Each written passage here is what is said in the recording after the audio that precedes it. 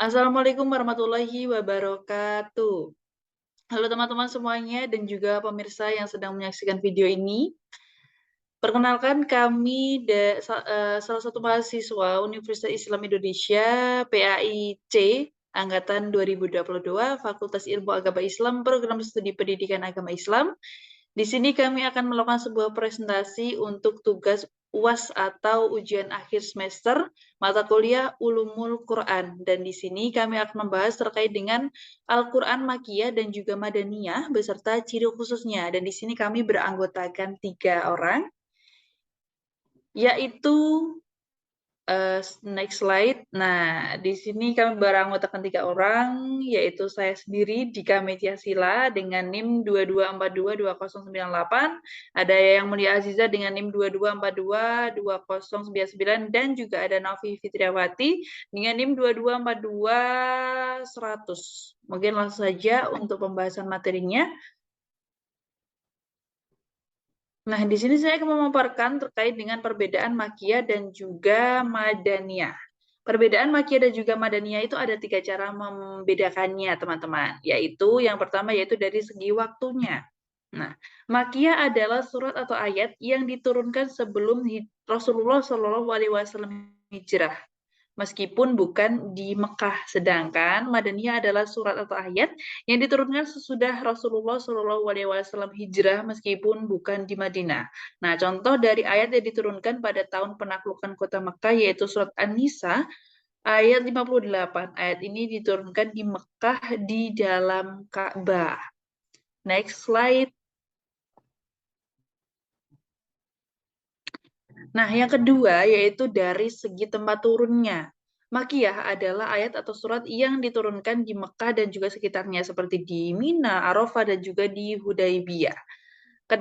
Dan juga Madaniyah adalah surat atau ayat yang diturunkan di Madinah dan juga sekitarnya, seperti di Uhud, Kuba, dan juga di Sil. Namun, pendapat ini mengakibatkan tidak adanya pembagian secara konkret, sebab surat atau ayat yang turun di dalam perjalanan tidak termasuk ke dalam salah satu bagiannya, sehingga tidak dapat dinamakan Makkiyah ataupun juga Madaniyah. Jadi kan ada ya teman-teman ya beberapa surat yang tidak tergolong surat Makkiyah ataupun ayat Makkiyah ataupun ayat Madaniyah gitu ya. Juga mengakibatkan bahwa yang diturunkan di Mekah sesudah hijrah disebut juga Makkiyah gitu. Baik, slide selanjutnya yaitu dari segi sasaran pembicaranya.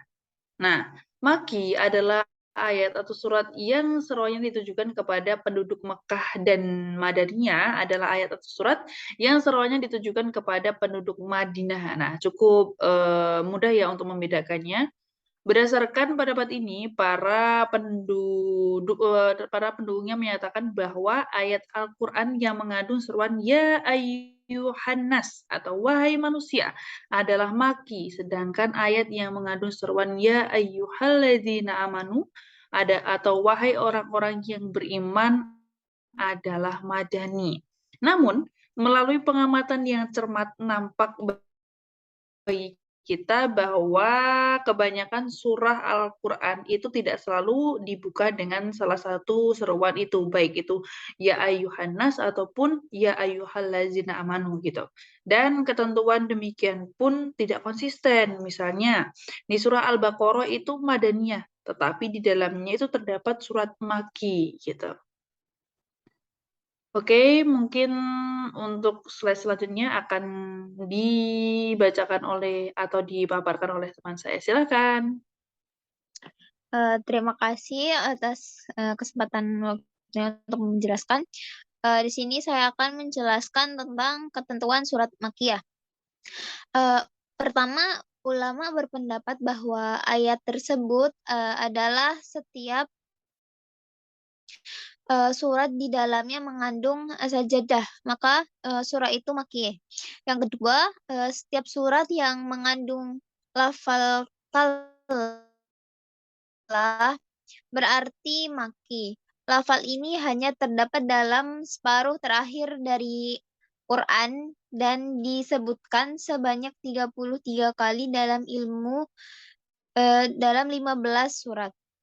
Yang ketiga, setiap surat yang mengandung ya ayyuhan nas dan tidak mengandung ya ayyuhal ladzina amanu berarti maki.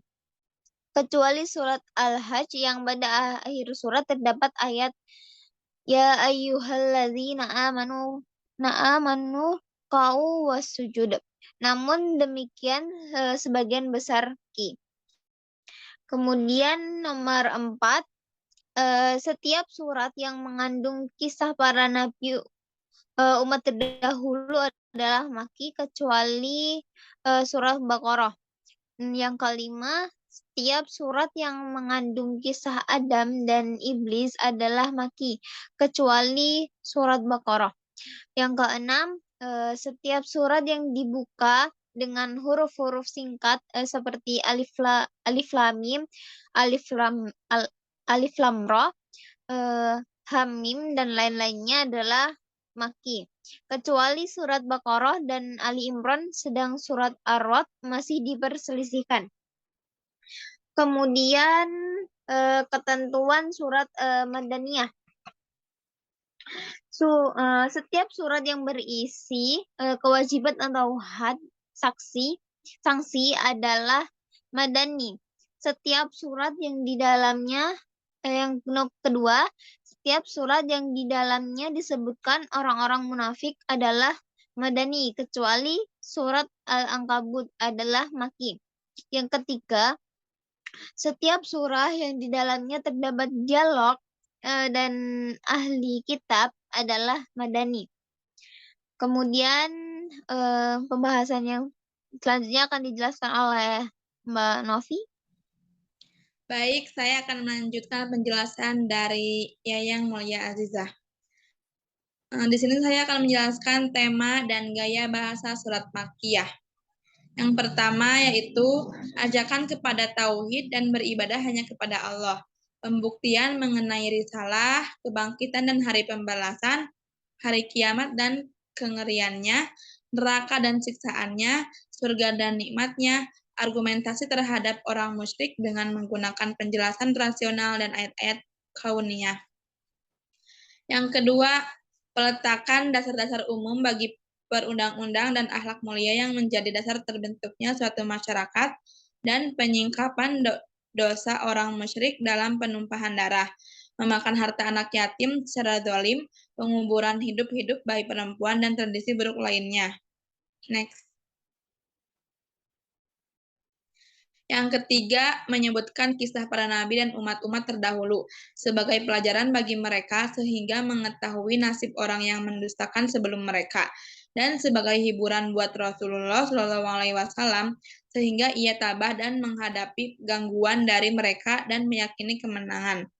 Yang keempat, suku katanya pendek-pendek, disertai kata-kata yang mengesankan sekali.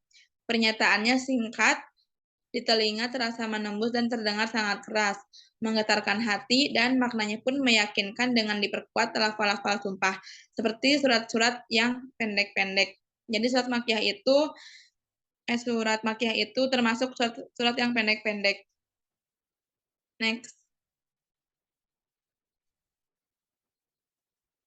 Tema dan gaya bahasa surat Madaniyah. Yang pertama, menjelaskan ibadah muamalah, had, kekeluargaan, warisan, jihad, hubungan sosial, hubungan internasional baik di waktu damai maupun perang, kaidah hukum dan masalah perundang-undangan. Yang kedua, seruan terhadap ahli kitab dari kalangan Yahudi dan Nasrani, dan ajakan kepada mereka untuk masuk Islam.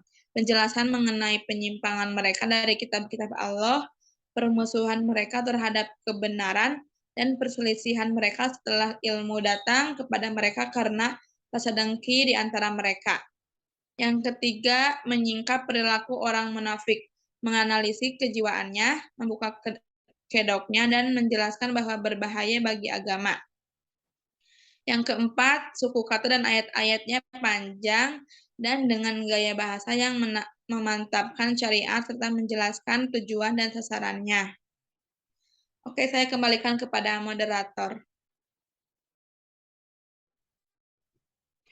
Baik, terima kasih teman-teman telah mempresentasikan dan mungkin sekian presentasi dari kami. Mohon maaf bila ada salah-salah kata dari kami ataupun kekurangan dari materi yang kami presentasikan.